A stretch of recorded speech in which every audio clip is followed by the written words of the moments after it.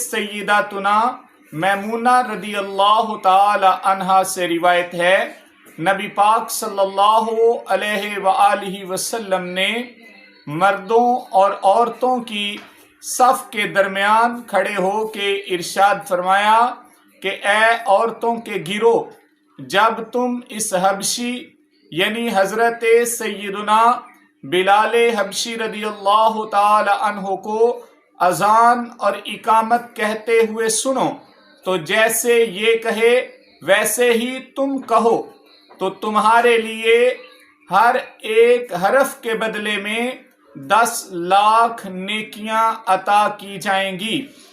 तो हजरत सय्यदुना उमर रदी अल्लाह ताला अन्हु ने अर्ज की, या रसूल अल्लाह, ये तो औरतों के लिए है कि इनके लिए अजानो इकामत का जवाब देने में हर हरफ के बदले 10 लाख नेकियां हैं, तो मर्दों के लिए क्या है? तो अल्लाह के नबी सल्लल्लाहु अलैहि वसल्लम ने फरमाया, मर्दों के लिए इससे दुगना है। तो प्यारे इस्लामी भाइयों और बहनों, आप इस हदीस से अंदाज़ा लगाएं कि इतना आसान अमल कि सिर्फ अजान और इकामत का जवाब देने में हर हरफ के बदले में 10-10 लाख नेकियां अता की जाती हैं।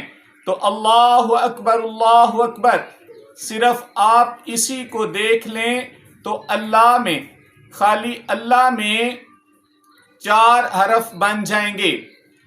अल्लाह में आपके लिए 40 लाख नेकियां बन जाएंगी। अकबर में 4 हरफ बन जाएंगे, 40 लाख नेकियां उसमें बन जाएंगी। तो इस तरीके से अगर आप पूरी अजान की कैलकुलेशन करें तो करोड़ों में नेकियां सिर्फ एक अजान